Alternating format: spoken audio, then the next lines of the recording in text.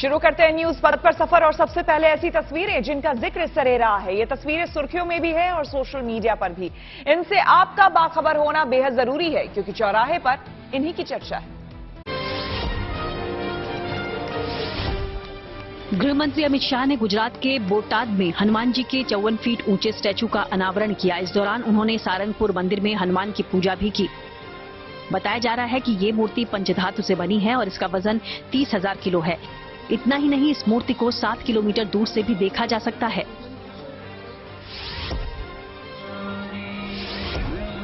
हनुमान जन्मोत्सव के मौके पर मध्य प्रदेश के पूर्व मुख्यमंत्री कमलनाथ छिंदवाड़ा में आस्था के रंग में डूबे नजर आए। उन्होंने सिद्धेश्वर हनुमान मंदिर में पूजा अर्चना की। साथ ही कमलनाथ ने प्राचीन श्री राम मंदिर में गदा का भी पूजन किया। वहीं इस दौरान कमलनाथ भजन भी गाते नजर आए, जबकि उनके बेटे नकुलनाथ ने हनुमान जी की 101 फीट ऊंची मूर्ति पर हेलीकॉप्टर से फूल बरसाए।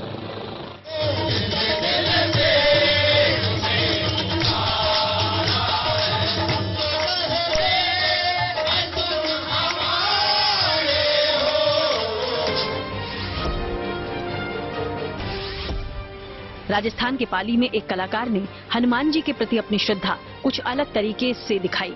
दरअसल श्रवण नाम के इस कलाकार ने पीपल के पत्तों पर हनुमान जी की कई तस्वीरें उकेरी। उन्होंने एक पत्ते पर ऐसे छेद किए कि इससे बजरंग बली की छवि उभर आई। इसके अलावा उन्होंने पीपल के कुछ और पत्तों को हनुमान जी की तस्वीरों से सजा दिया। गुजरात के वडोदरा में इंडोनेशिया से आए कुछ कलाकारों ने रामायण पर एक कार्यक्रम पेश किया। इस दौरान उन्होंने अपने डांस के जरिए दर्शकों का दिल जीत लिया। इंडोनेशिया में भी रामायण और श्री राम का खास महत्व है।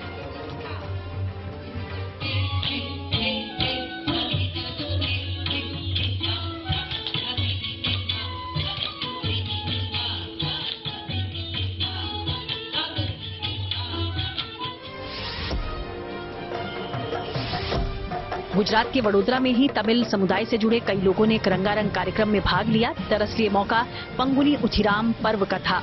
ये पर्व शादी के लिए सबसे शुभ दिन माना जाता है। तमिल कैलेंडर के हिसाब से पंगुनी आखिरी महीना होता है। इसके बाद तमिल नववर्ष शुरू हो जाता है। ऐसी मान्यता है कि इसी दिन भगवान मुरुगन के साथ भगवान इंद्र की बेटी देवसेना की भी शादी हुई थी।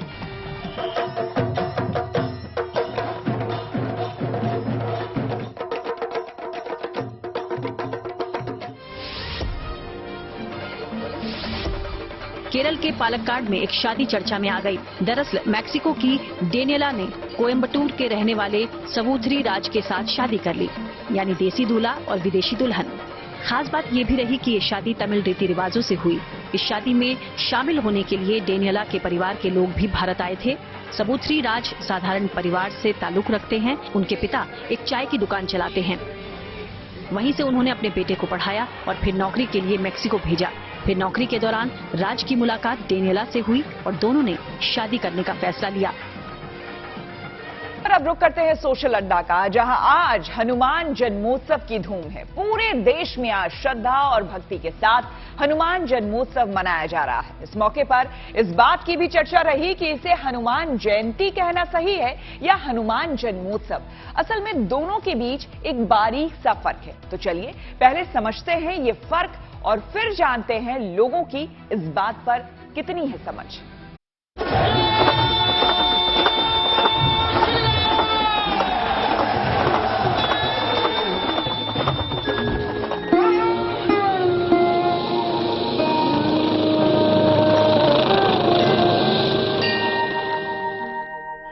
श्री गुरु चरण सरोज रज निज मन मुकुर सुधारि बरनउँ रघुबर बिमल जस जो दायक फल चारि। सब सुख लहे तुम्हारी सरना, तुम रक्षक काहू को डरना।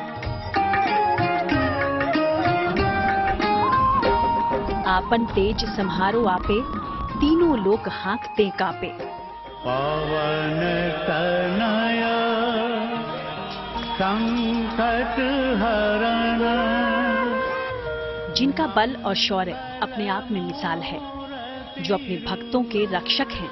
और दुष्टों का दलन करने वाले भी। ऐसे पवन पुत्र हनुमान के जन्मोत्सव पर भक्ति का सागर उमड़ना स्वाभाविक है। भगवान राम और हनुमान के भक्तों के लिए चैत्र मास की पूर्णिमा के मौके पर मनाया जाने वाला हनुमान जन्मोत्सव बहुत खास होता है। मंदिरों में पवन सुत के जयकारों की गूंज रही। वहां सुबह से ही भक्तों की लंबी कतारें नजर आईं। पूजा अर्चना हुई, आरती करके कल्याण की कामना की गई। कहीं सुंदर कांड का पाठ हुआ तो कहीं हनुमान चालीसा का। बजरंग बली के जन्म से जुड़े इस दिन को लेकर एक चर्चा भी हुई।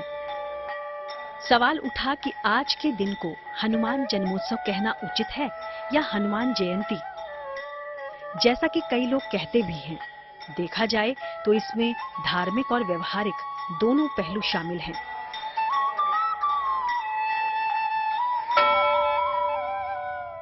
जयंती और जन्मोत्सव दोनों का मतलब जन्मदिन होता है, लेकिन जयंती का प्रयोग उनके लिए होता है जो जीवित नहीं है, जबकि धार्मिक तौर पर हनुमान को कलयुग का अमर देवता माना गया है।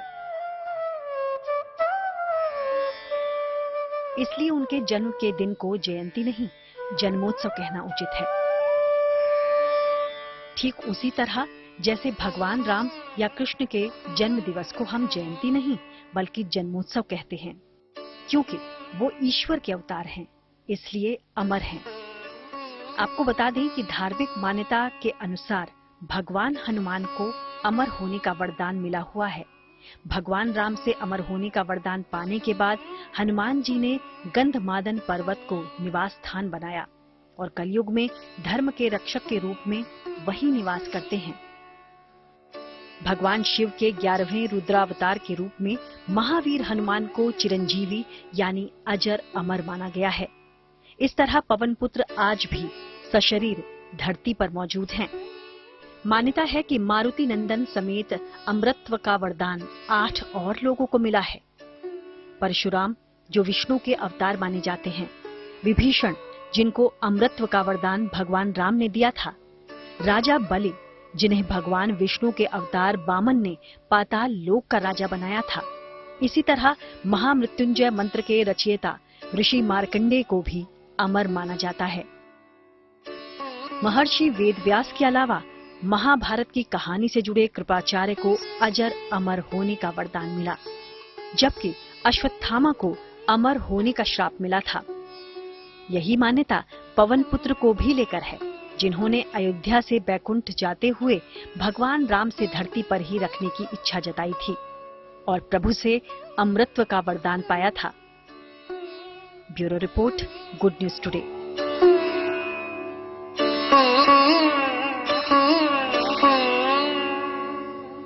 सोशल अड्डा में हमने हनुमान जन्मोत्सव और हनुमान जयंती के इसी फर्क को लेकर कुछ लोगों से बात की। देखिए लोगों ने क्या कुछ बताया। हनुमान जी की पूजा करते हैं, आज हनुमान जी का जन्मोत्सव है। आपके मुताबिक जन्मोत्सव मनाया जाता है या जयंती मनाई जाती है? हनुमान जयंती। अच्छा, जयंती कह रहे हैं आप, लेकिन शास्त्रों के अनुसार जयंती उनकी मनाई जाती है जो इंसान होते हैं, जो पृथ्वी को छोड़ के जाते हैं। अच्छा, जन्मोत्सव हो गया। आप बताइए, जयंती मनाई जा रही है हनुमान जी की या जन्मोत्सव? एक कंफ्यूजन है लोगों के बीच की जयंती मनाए या जन्मोत्सव मनाए। आप क्या मना रहे हैं? जन्मोत्सव। बिल्कुल, देखिए कहते हैं प्रभु राम ने हनुमान जी को चिरंजीवी होने का वरदान दिया था। जब तक ये सृष्टि है तब तक हनुमान जी हम सबके साथ हैं। वो चमत्कार तो दिखाते रहते हैं, भक्तों से जानते हैं उनके। जन्मोत्सव मना रहे हो बच्चे या जयंती? जन्मोत्सव। आप बताइए जन्मोत्सव क्यों मनाया जाता है? जन्मोत्सव क्योंकि हनुमान जी तो हैंगे ना, तो इस वजह से जन्मोत्सव ही बनाया जाएगा। ऑब्वियस सी बात है, ये तो हनुमान जी रहेंगे। जब तक पृथ्वी रहेगी तब तक हनुमान जी हैं। आप बताइए जयंती मना रहे हैं या जन्मोत्सव? जन्मोत्सव मना रहे हैं और दोनों मनाया जा रहा है। भगवान की श्रद्धा होनी चाहिए और हनुमान जी की श्रद्धा होनी चाहिए। सारी चीजें उन्हीं की लीलाओं पे चल रही है, इसलिए जय श्री राम, जय हनुमान। जयंती या जन्मोत्सव? जयंती। जयंती क्यों?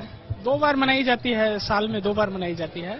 साथ आज पूर्णिमा भी है, तो उस अवसर पर थोड़ा बजरंगबली के कहते हैं कि जयंती उनकी मनाई जाती है जो चले जाते हैं, जो पृथ्वी को छोड़। नहीं तो चले वाले तो है ही नहीं, जाने वाले तो है ही नहीं। कहते हैं जैसे हम गांधी जी की जयंती मनाते हैं, रविंद्रनाथ टैगोर की जयंती मनाते हैं, लेकिन हनुमान जी का जन्मोत्सव मनाया जाता है। शास्त्रों के मुताबिक जन्मोत्सव मनाते हैं, जयंती नहीं।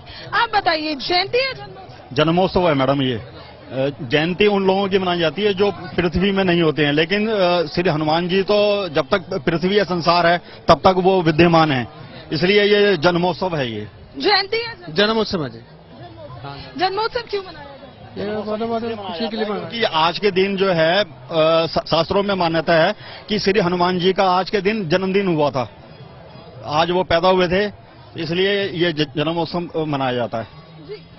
वैसे पौराणिक कथाओं के हिसाब से हनुमान जी का साल में 2 बार जन्मोत्सव मनाते हैं। एक दिन जिस दिन उनका जन्म हुआ था, और एक बार जब उन्होंने सूर्य को निगल लिया था और फिर इंद्र ने उन पर वज्र फेंक दिया था, उसके बाद हनुमान जी का पुनर्जन्म हुआ था। तो उस दिन भी हनुमान जन्मोत्सव मनाया जाता है। जयंती है जन्मोत्सव? बिल्कुल जी, बहुत खुशी हो रही है, आज मजा आ गया। जयंती मना रहे हैं या जन्मोत्सव मना रहे हैं? जन्मोत्सव। जन्मोत्सव क्यों मनाया जाता है? हनुमान जी जन्मदिन के हिसाब से। नहीं, इसे जन्मोत्सव क्यों कहते हैं, जयंती क्यों नहीं? जयंती अलग चीज होती है, जन्मोत्सव अलग होता है। जन्म हुआ। आप बताइए, जयंती मना रहे हैं? हनुमान जन्मोत्सव वाला क्योंकि आज पैदा हुए हैं हनुमान जी, इसलिए जी। अग्निवीरों पर गृह मंत्रालय का बड़ा फैसला, सीआरपीएफ की नौकरियों में भी मिलेगा 10% आरक्षण। सीधे आपको लिए चलते हैं न्यूज एक्सप्रेसवे पर, जहां पर देश से जुड़ी कुछ और जरूरी खबरें कर रही हैं आपका इंतजार। संसद के बजट सत्र के आखिरी दिन भी हंगामा हुआ। इस दौरान विपक्षी सांसदों ने विजय चौक तक तिरंगा मार्च किया। कांग्रेस और दूसरे दलों ने फिर अदानी मसले पर जेपीसी जांच की मांग उठाई। वहीं सरकार ने कहा कि कांग्रेस ना तो संविधान में यकीन रखती है और न देश के कानून का सम्मान करती है।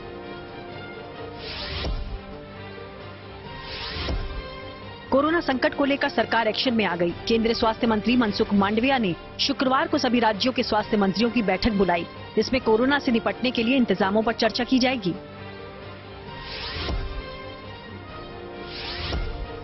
केरल में बीजेपी ने कांग्रेस को बड़ा झटका दिया। कांग्रेस के वरिष्ठ नेता एके एंटनी के बेटे अनिल एंटनी बीजेपी में शामिल हो गए। उन्हें केंद्रीय मंत्री पीयूष गोयल ने दिल्ली में एक समारोह के दौरान पार्टी में शामिल करवाया। वहीं एके एंटनी ने कहा कि वो अपने बेटे के फैसले से दुखी हैं। साथ ही उन्होंने साफ किया कि वो खुद कांग्रेस में बने रहेंगे।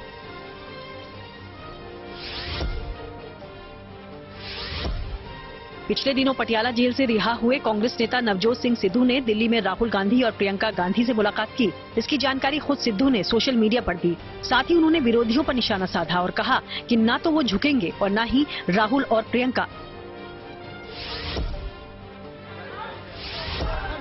उमेश पाल हत्याकांड में फरार अतीक अहमद की पत्नी शाइस्ता को भी अदालत से बड़ा झटका लगा। प्रयागराज की एमपी एमएलए कोर्ट ने उनकी अग्रिम जमानत याचिका खारिज कर दी। अदालत ने अपराध की गंभीरता को देखते हुए उनकी गिरफ्तारी पर रोक नहीं लगाई।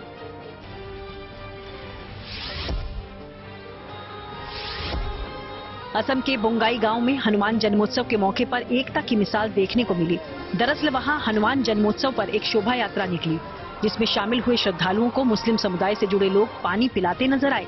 वहीं इन लोगों ने एक दूसरे को गले लगकर भी शुभकामनाएं दी।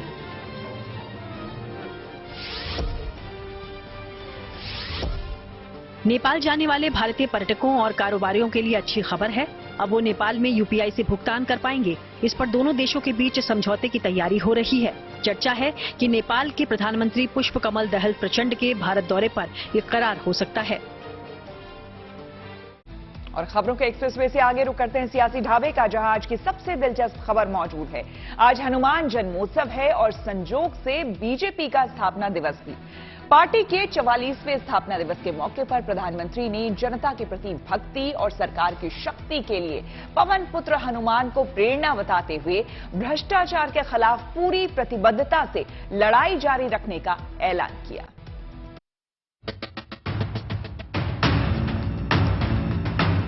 राम काज किने बिनु, राम काज किने बिनु मोहि कहां विश्राम।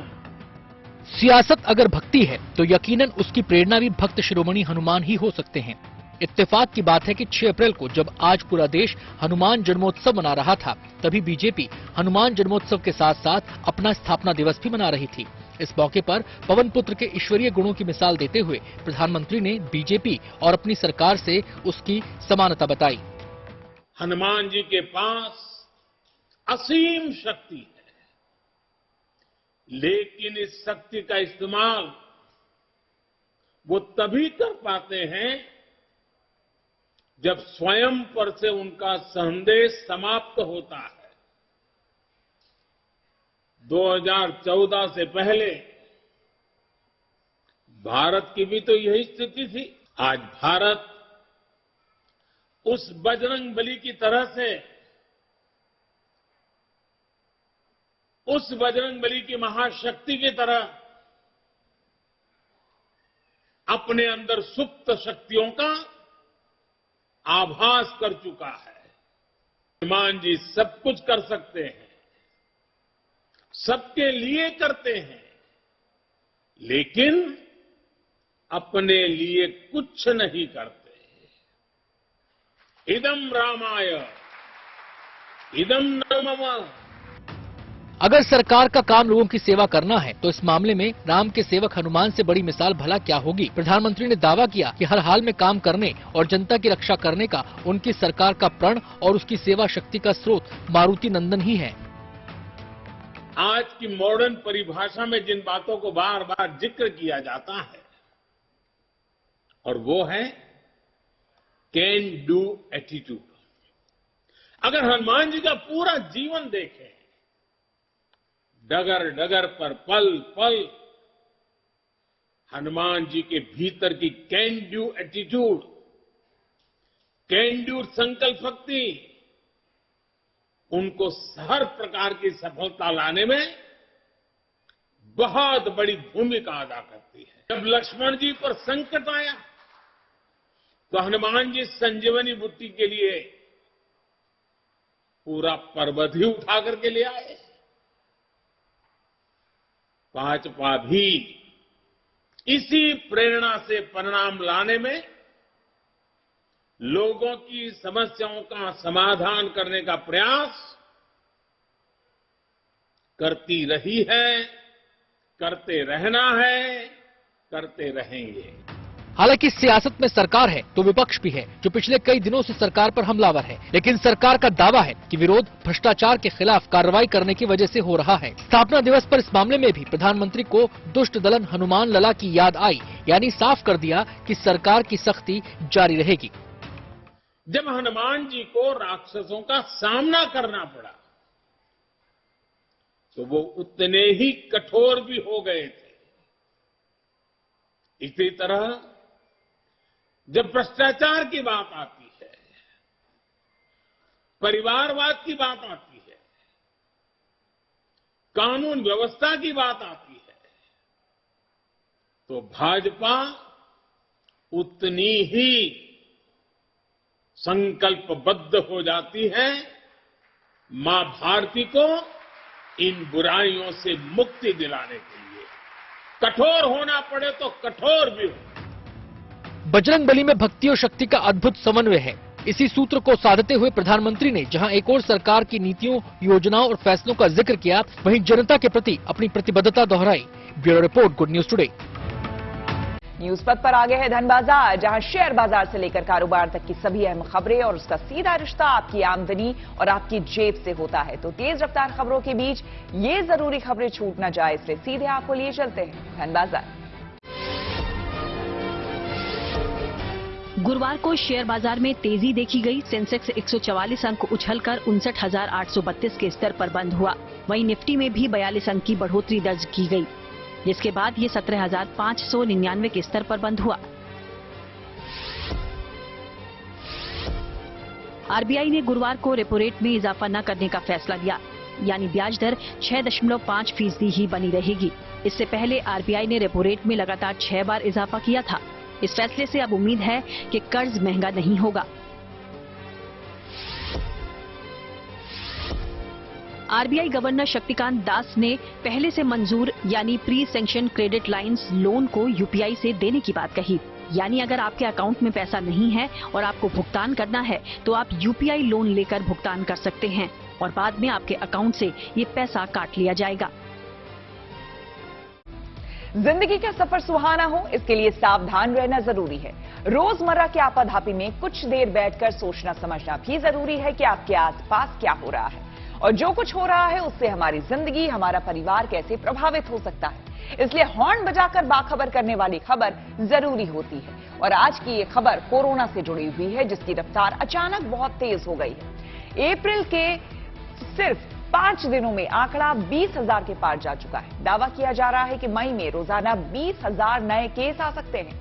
बात डरने की नहीं, लेकिन सावधानी तो जरूरी है, इसलिए हॉर्न बजाना भी जरूरी है।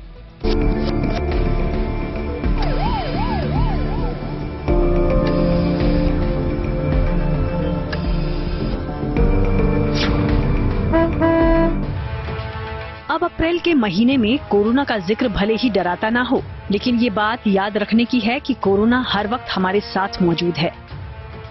और पिछले महीने से कोरोना के मामलों ने जो रफ्तार पकड़ी है, उसे नजरअंदाज नहीं किया जा सकता। देखते ही देखते हर रोज आने वाले मामलों की तादाद 5,000 पार कर गई है और कयास लगाए जा रहे हैं कि मई से हर रोज 20,000 से ज्यादा मामले आ सकते हैं। यकीनन कोरोना के ऐसे बेलगाम आंकड़ों से डरना नहीं है, लेकिन सावधान रहना जरूरी है और इसलिए हॉर्न बजाना भी जरूरी है। पहले ये समझिए कि कोरोना किस तरह अपना पैर पसार रहा है। 1 अप्रैल को 3,824 मामले आए और 5 अप्रैल को 5,535 मामले। करीब 200 दिनों बाद इतने मामले सामने आए हैं, जबकि पूरे मार्च में कुल 31,902 केस मिले थे। अप्रैल के 5 दिनों में ही कुल 20,273 मामले सामने आ चुके हैं। इन आंकड़ों से कोरोना की रफ्तार समझी जा सकती है, लेकिन क्या इस रफ्तार से डरने की जरूरत है? आईआईटी कानपुर के प्रोफेसर मणींद्र अग्रवाल का दावा है कि देश में बढ़ रहे कोरोना संक्रमण से डरने की जरूरत नहीं। ये सामान्य खांसी जुकाम की तरह रहेगा और अभी बढ़ रहे कोरोना के आंकड़े सिर्फ संख्या हैं, यानी गंभीरता वाली कोई बात नहीं। लेकिन मई से रोजाना 20,000 से ज्यादा मामले आ सकते हैं। जाहिर है कोरोना को लेकर सावधानी जरूरी है और इस मामले में सरकार भी गंभीर है। सरकार के एम्पावर्ड ग्रुप की बैठक हुई और कोविड मैनेजमेंट को लेकर चर्चा हुई। बैठक में इंसाकोग ने बताया कि देश में 38% संक्रमण के लिए वायरस का नया वेरिएंट XBB.1.16 जिम्मेदार हो सकता है। हालांकि अच्छी बात यह है कि ये वेरिएंट प्रभावशाली नहीं है, यानी ज्यादातर मामलों में हल्के लक्षण दिखाई दे रहे हैं। इलाज के बाद ज्यादातर मरीज घर पर ही ठीक हो जा रहे हैं और अस्पतालों में मरीजों की संख्या बढ़ी नहीं है। हाँ, लेकिन जिन लोगों को पहले से गंभीर बीमारियां हैं, उनके मामलों में कई बार लक्षण गंभीर पाए गए हैं। इसलिए उनको खासतौर पर सावधान रहने की सलाह दी गई है। मोटे तौर पर लोगों के लिए स्वास्थ्य मंत्रालय की गाइडलाइंस है कि कोविड से जुड़े प्रोटोकॉल का पालन किया जाए। अगर किसी ने बूस्टर डोज नहीं ली तो जल्द से जल्द ले।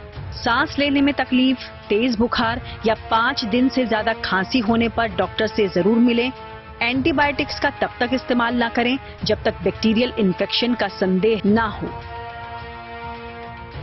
एक और जरूरी बात ये कि तबीयत खराब होने की वजह मौसमी बुखार भी हो सकता है, इसलिए घबराएं नहीं। डॉक्टर से बात करें और संक्रमण को लेकर सतर्क रहें। दूसरों को सावधान करने के लिए हॉर्न बजाते रहें। कोरोना के नए वेरिएंट से संक्रमण तेज होने का दावा किया जा रहा है, लेकिन ये वेरिएंट कितना नुकसान पहुंचा सकता है और संक्रमण से बचाव के लिए क्या करना जरूरी है, इस पर हमने बात की एलएनजेपी के डॉक्टर ऋतु सक्सेना से। हमारे कोविड बेड्स जो हैं लोकनायक हॉस्पिटल में 450 है जो आइसोलेशन बेड्स हैं, उनमें से अभी सिर्फ हमारे 10 बेड्स जो हैं ऑक्यूपाइड हैं। तो ये काफी कम है हॉस्पिटलाइजेशन रेट ओवरऑल देखा जाए। पॉजिटिविटी रेट काफी बढ़ चुका है, 26% है। और लास्ट अगर हम देखें तो 509 पेशेंट्स है। बट अगर हम ओवरऑल दिल्ली की बात करें तो 7989 बेड्स डेडिकेटेड हैं, जिनमें से सिर्फ 120 पेशेंट्स हैं जो हॉस्पिटलाइज्ड हैं। तो देखा जाए तो 1.5% है, जो बहुत ही कम है। तो इसको देखते हुए लगता है कि situation is under control and कुछ दिनों में मतलब मुझे लग रहा है कि सेटल हो जाएगा। लेकिन अभी फिलहाल एहतियात रखने की जरूरत है कि जिस स्पीड से पेशेंट बढ़ रहे हैं तो लोगों को मास्क का प्रयोग करना चाहिए। कोविड के नए नए वेरिएंट्स आ रहे हैं क्योंकि एक वायरल इलनेस है, तो नए वेरिएंट्स आ रहे हैं जो अभी भी चल रहा है XBB 1.16। इसमें भी बहुत ज्यादा घबराने की आवश्यकता इसलिए नहीं क्योंकि मैं जैसे बता रही हूँ को हॉस्पिटलाइजेशन रेट बहुत कम है। सिर्फ उन्हीं लोगों को जो लोग कोमॉर्बिड हैं, जिनका इम्यूनो कॉम्प्रोमाइज है, जिनको पहले से प्रॉब्लम्स है, उन्हीं लोगों के लिए घातक हो रहा है। अदरवाइज जो हेल्दी लोग हैं उनमें तो नॉर्मल जैसे होता है उनको हम होम आइसोलेशन के लिए भेज रहे हैं। तो ये मैं कह सकती हूँ कि मतलब बहुत ज्यादा इसको घातक तो नहीं कहेंगे, लेकिन प्रिकॉशंस हमें रखने चाहिए। और न्यूज पथ पर आगे पब्लिक होर्डिंग पर दिल्ली वासियों के लिए अच्छी खबर है। दिल्ली में लोगों को भ्रष्टाचार के खिलाफ शिकायत करने का ऑनलाइन सिस्टम मिलने जा रहा है।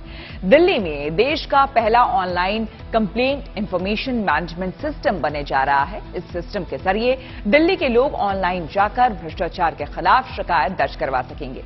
इस ऑनलाइन सिस्टम के लागू हो जाने के बाद कागज पर शिकायत लेना बंद कर दिया जाएगा। ऑनलाइन कंप्लेंट सिस्टम में शिकायत करने वालों को सबूत के तौर पर फोटो, वीडियो या ऑडियो क्लिप अपलोड करने होंगे। ऑनलाइन कंप्लेंट सिस्टम के दुरुपयोग को रोकने के लिए सबूत अपलोड करना और शिकायतकर्ता को आधार नंबर के साथ खुद को प्रमाणित करना अनिवार्य होगा। ऐसा करने से केवल वास्तविक शिकायतकर्ता ही अपनी शिकायत दर्ज कराएंगे और जांच एजेंसियों के सामने बेवजह की शिकायतें नहीं आएंगी। इसके साथ ही प्रॉपर्टी रजिस्ट्रेशन को लेकर दिल्ली को जल्द ही एक जिला घोषित किया जा सकता है। इससे फायदा ये होगा कि लोग दिल्ली में किसी भी सब रजिस्ट्रार ऑफिस में अपनी प्रॉपर्टी की रजिस्ट्री करवा सकेंगे। इस कदम से प्रॉपर्टी रजिस्ट्रेशन न सिर्फ आसान हो जाएगा बल्कि उत्पीड़न और भ्रष्टाचार रोकने में भी मदद मिलेगी। अधिकारियों के साथ समीक्षा बैठक में दिल्ली के एलजी वीके सक्सेना ने जोर देते हुए कहा कि सभी दफ्तरों के परिसर में सीसीटीवी कैमरे लगाए जाएं।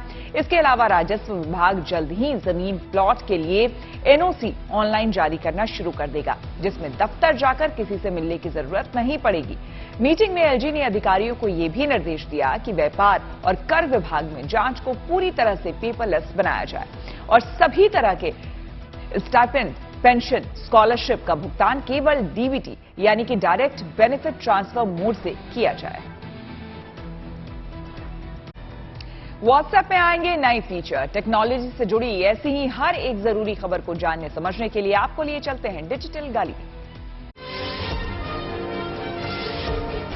खबर है कि एप्पल के सीईओ टिम कुक इस महीने भारत आ सकते हैं। मुंबई में इसका पहला स्टोर खोला जाएगा। चर्चा है कि इसी लॉन्चिंग के दौरान टिम कुक भी मौजूद रह सकते हैं। खबर है कि व्हाट्सएप में कुछ और नए फीचर जुड़ सकते हैं। कहा जा रहा है कि अब यूजर इंटरफेस को बदलने की तैयारी है। अब चैट और कॉल जैसे पॉइंट नीचे खिसक सकते हैं। वित्त मंत्री निर्मला सीतारमण कर्नाटक के बेंगलुरु पहुंची, जहां उन्होंने टेक्नोलॉजी और दूसरे क्षेत्र से जुड़ी कई हस्तियों से मुलाकात की। इनमें कारोबारी, बैंकर और चार्टर्ड अकाउंटेंट भी शामिल रहे। पब्लिक होर्डिंग पर मुंबई में बस से सफर करने वालों के लिए अच्छी खबर है। 7 अप्रैल यानी कि शुक्रवार से बेस्ट यानी कि Brihan Mumbai electric supply and transport की बसों में सफर करना सस्ता हो जाएगा। हालांकि इसका बड़ा फायदा उन लोगों को मिलेगा जो कि सीजन पास या फिर डिजिटल टिकट खरीदेंगे।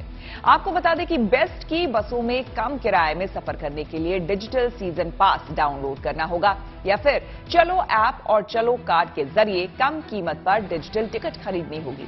बेस्ट ने super saver plan, unlimited ride pass, student pass और सीनियर सिटीजन पास में बदलाव किए हैं जो 7 अप्रैल से लागू हो रहे हैं। नए प्लान के तहत यात्री एसी और नॉन एसी दोनों बसों में सफर कर सकते हैं। एसी बस में एक दिन के लिए अनलिमिटेड राइड पास की कीमत 60 रुपए से घटाकर 50 रुपए कर दी गई है। वहीं 60 ट्रिप वाले स्टूडेंट पास के लिए अब छात्रों को 250 रुपए के बजाय 200 रुपए ही देने होंगे। बेस्ट अधिकारियों के मुताबिक फिजिकल टिकट खरीदने की तुलना में डिजिटल टिकट से 60% तक की बचत होगी। नए प्लान में किराए कम कर बेस्ट की कोशिश है कि यात्री ज्यादा से ज्यादा डिजिटल टिकट और पास खरीदे। बेस्ट ने बस किराए को अलग अलग राइड के हिसाब से 6 रुपए, 13 रुपए, 19 रुपए और 25 रुपए में बांट रखा है। बेस्ट की ओर से ऑफर किया जा रहा है कि अलग अलग तरह के बस पास की मियाद 1 दिन से लेकर 84 दिनों तक रहेगी। जाहिर है बेस्ट के नए डिजिटल प्लान का फायदा रोजाना दफ्तर और स्कूल कॉलेज जाने वाले को मिलेगा, सीनियर सिटीजन को मिलेगा। मुंबई में हमारे सहयोगी पारस दामा ने कुछ लोगों से इस पर बात की। बेस्ट बसेस में कितने सालों से ट्रैवल कर रहे हैं? जब से मुंबई में हूँ और ये कॉलेज स्टार्ट हुआ है तब से मैं बस में ट्रैवल करता हूँ। नॉर्मली जो है बेस्ट बसेस जो है सबसे चीप वे माना जाता है यात्रा करने के लिए। शायद आप 2-3 रुपए अगर आपके पास हैं तो आप कहीं भी ट्रैवल कर सकते हैं, नजदीकी वहाँ ट्रैवल कर सकते हैं। बेस्ट बसेस अब जो है आपके लिए एक और सुविधा शुरू करने जा रही है। आपका अगर मंथली पास 250 का था तो उसमें आपको डिस्काउंट मिलने जा रहा है। चलो ऐप से अगर आप कर रहे हो तो आपको अनलिमिटेड राइड्स मिलने जा रही हैं महीने के लिए। ये सुविधा अगर शुरू हो रही है कल से, कितना फायदा होगा आपको?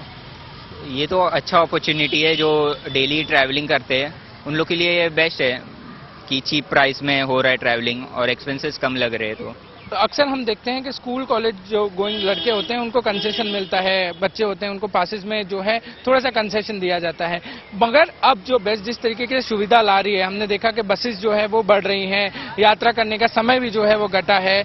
अगर इस तरीके की सुविधा कल से शुरू हो गई है, आपको पासेस पे और ज्यादा डिस्काउंट मिल रहा है, आपको चलो ऐप पे और ज्यादा डिस्काउंट मिल रहा है, क्या कहें? तो डिस्काउंट मिल रहा है तो सबसे अच्छी बात है कि हमारी सेविंग्स हो रही है, जो हमारे लिए बहुत इंपॉर्टेंट है। और सेकंड थिंग कि जो ट्रेन का जो ट्रैवलिंग है, मतलब जैसे ब्रिज उतरना चढ़ना, ये थोड़ा बहुत कम हो जाएगा। बस जैसे मेरे घर से बहुत पास में है, मतलब 1-2 मिनट के वॉकिंग डिस्टेंस पे है, तो मुझे वो अच्छा पड़ेगा कि बस बीएसटी ने थोड़े बहुत बसेस भी बढ़ा दिए, ट्रैवलिंग भी ज्यादा कर पा रहे हैं। मतलब जहाँ भी जाना है, पहले थोड़ा बहुत ट्रेन ज्यादा जा रही थी, अभी बसेस बहुत जल्दी अवेलेबल होता है, तो ये सब बहुत पॉजिटिव पॉइंट्स है उसमें। फिलहाल तो बस से अभी जब से घुटने का दर्द शुरू हुआ तब से बस से जाना शुरू किया, नहीं तो नॉर्मली मेरा लोकल प्रवासी होता था। लेकिन ये जो स्कीम ऑफर की गई है वो अच्छी है, अगर डिस्काउंट मिलता है तो बेनिफिट ही है। मैं हर रोज यात्रा करता हूँ, मैं तो बीएसटी में काम करता हूँ, इसलिए तो और मेरे को मालूम है बीएसटी के जब भी मैं ट्रैवलिंग करता हूँ तो कंडक्टर को छुट्टा पैसा देने के लिए, नहीं तो मैं बोले तो अपना आज काम पे जा रहा, घर में पॉकेट भूल गया, अरे मैं बस से नहीं सफर कर सकता हूँ, ये तो चलो अब से मोबाइल में है और मोबाइल से आप कोई भी ऑपरेट कर सकता है। गूगल पे आए, अभी जब भी बढ़ रहा है हर जगह पे, अभी सब कुछ अपना सुविधा बढ़ रहा है, नेट चल रहा है, गूगल पे चल रहा है, फोन पे चल रहा है, अभी आज कोई पैसे का जरूरत नहीं लगता है। और ये बीएसटी ने स्मार्ट कार्ड दिया है, तो वो कोई टेंशन ही नहीं रह गए।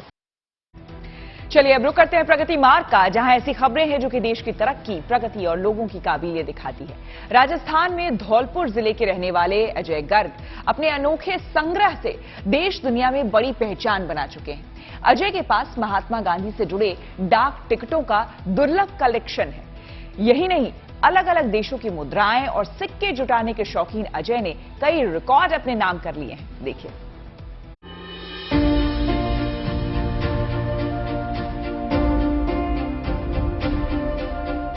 किसी भी चीज का संग्रह या कलेक्शन करना कई लोगों का शौक होता है, लेकिन इनमें कुछ ऐसे भी हैं जो इस शौक को जैसे जुनून बना लेते हैं। ऐसे ही शख्स हैं राजस्थान के धौलपुर में रहने वाले अजय गर्ग। इनके पास कई दुर्लभ चीजों का कलेक्शन है, जिनमें 170 देशों की महात्मा गांधी पर जारी डाक टिकटें, 80 देशों के सिक्के, 35 देशों की करेंसी। यही नहीं, हिंदुस्तान की आजादी से साल 2019 तक की सभी डाक टिकटें और न जाने देश विदेश की कितनी बेशकीमती चीजें उनके इस कलेक्शन का हिस्सा बने हैं। यकीनन ये वो कलेक्शन है जिनके बारे में जानकर आप भी हैरत में पड़ जाएंगे। अजय के पास देश का पहला रंगीन सिक्का पंचतंत्र सुवेनियर भी है, जिसकी खासियत को भी उन्होंने बयां किया। यह सिक्का है जो पंचतंत्र की कहानी जिन्हें बचपन में पढ़ते थे, मूर्ख शेर और चतुर खरगोश की कहानियां, उसके ऊपर सोवेनियर सिक्का निकाला गया है। यह कॉपर, निकल और जिंक से बना है, जिसे टकसाल की भाषा में निकल सिल्वर बोलते हैं। और यह सिक्का कभी प्रचलन में नहीं आएगा। यह सिक्का सिर्फ एक कलेक्शन की धरोहर है जिसके लिए निकाला गया है। इसके पीछे जो भारत सरकार टकसाल का जो लोगो है उसे दिखाया गया है। बहुत ही सुंदर सिक्का है, देश का पहला रंगीन सिक्का है और आज मुझे बड़ी खुशी है कि यह सिक्का मेरे हाथ में भी आया। और इसी के साथ मैं चाहता हूँ कि कलेक्शन इसी तरह बढ़ता रहे आगे। अजय बचपन से पैरों की दिक्कत से जूझ रहे हैं, मगर ऐसी शारीरिक परेशानी शायद उनके अंदर के जज्बे और जुनून को हरा नहीं सकी। आज उनके पास देश दुनिया की इतनी रेयर चीजों के कलेक्शन हैं, जिसको देखकर आप अंदाजा लगा सकते हैं कि इन सब चीजों के साथ अजय कितना खुश हैं। उनके इस अनोखे काम को लिम्का बुक ऑफ रिकॉर्ड समेत इंडिया बुक ऑफ रिकॉर्ड ने भी सराहा। इसके अलावा दुनिया के करीब 170 देशों की महात्मा गांधी जी पर जारी डाक टिकटें भी उनके इस कलेक्शन की शोभा बढ़ा रही हैं। वो कहते हैं कि महात्मा गांधी वंश वृक्ष भारत सरकार में रजिस्टर्ड है और कॉपीराइट भी उनके पास है, जिसे उन्होंने गांधी जी के परिवार को भेजा है। महात्मा गांधी दुनिया की एकमात्र ऐसी हस्ती हैं जिनके ऊपर भारत के अलावा विश्व के लगभग 170 देशों ने डाक टिकटें जारी की हैं, जो कि मेरे संग्रह में मौजूद हैं। और संग्रह की बात करें तो मेरा मानना है कि हर व्यक्ति को कुछ न कुछ हॉबी होनी चाहिए। हॉबी एक नाम तो देती है, साथ ही एक सुकून भी देती है। जब हम तनाव में होते हैं, अपनी हॉबी के साथ बैठते हैं, उसे संभालते हैं, देखते हैं, तो बड़ा ही सुकून का एहसास होता है। हर व्यक्ति एक अपना शौक रखे, उसके अंदर डूबा रहे, तो मैं समझता हूँ आज जितनी भी तनावग्रस्त जो बीमारियां हो रही हैं उससे भी बचा रहेगा। अजय कहते हैं कि उनके पास कई और ऐसी चीजें हैं जो दुनिया में किसी के पास नहीं। उनकी ख्वाहिश अब गिनीज बुक ऑफ रिकॉर्ड बनाने की है। अजय के पास दुर्लभ चीजों के कलेक्शन का इतना बड़ा संसार है जिसे इस रिपोर्ट में बयां कर पाना बेहद मुश्किल है, लेकिन तस्वीरें साफ बयां कर रही हैं कि अजय की ये कोशिश उनके लिए कितनी मायने रखती है और साथ ही किसी चीज को पाने की निरंतर सोच उनको समाज से कुछ अलग भी बना रही है। राजस्थान के धौलपुर से उमेश मिश्रा के साथ bureau report, good news today.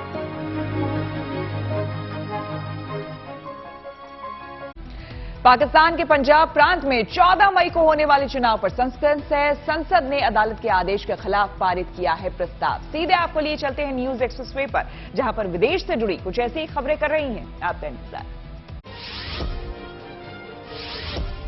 America में भारतीय मूल के रिचर्ड वर्मा ने अपनी नई जिम्मेदारी संभाल ली। उन्हें वहां प्रबंधन और संसाधन विदेश उपमंत्री बनाया गया है। पिछले दिनों अमेरिकी संसद ने इसके लिए वोटिंग की थी। उनकी नियुक्ति के पक्ष में 67 और विरोध में 26 वोट पड़े। रिचर्ड अभी 54 साल के हैं और भारत में अमेरिका के राजदूत भी रह चुके हैं। उन्होंने 2015 से 2017 तक ये जिम्मेदारी संभाली थी। उत्तर कोरिया ने अमेरिका को परमाणु युद्ध की चेतावनी दी। उसने दक्षिण कोरिया और अमेरिका के संयुक्त सैन्य अभ्यास पर फिर आपत्ति जताई और कहा कि वो उकसाने की कोशिश कर रहे हैं। उत्तर कोरिया के अनुसार ये देश तनाव को परमाणु युद्ध के कगार तक पहुंचा सकते हैं। चीन ने एक बार फिर से ताइवान पर नजरें गड़ानी शुरू कर दी। कहा जा रहा है कि ताइवान के द्वीप के आसपास एक चीनी विमान और 3 युद्धपोत देखे गए। ताइवान के रक्षा मंत्रालय ने ये दावा किया। आईपीएल में खिलाड़ियों को कोविड पर रहना होगा अलर्ट, बीसीसीआई ने सलाह दी है। तो खेल जगत की और खबरों को जानने के लिए आपको लिए चलते हैं खेल चक्कर। बीसीसीआई ने देश में बढ़ रहे कोरोना संकट के बीच एहतियातन अलर्ट जारी किया। उन्होंने खिलाड़ियों और फ्रेंचाइजी को खास सतर्कता बरतने की सलाह दी। बीसीसीआई ने सभी खिलाड़ियों और सपोर्ट स्टाफ को कोरोना गाइडलाइंस का पालन करने के निर्देश दिए।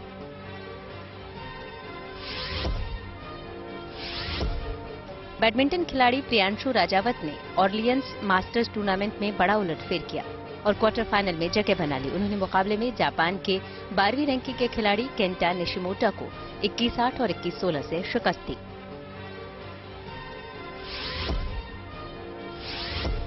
भारतीय फुटबॉल टीम की रैंकिंग में बड़ा फायदा हुआ। अब वो फीफा रैंकिंग में 5 पायदान ऊपर चढ़कर 101वें नंबर पर पहुंच गई। भारत को पिछले महीने 3 देशों के टूर्नामेंट में शानदार प्रदर्शन का ये इनाम मिला।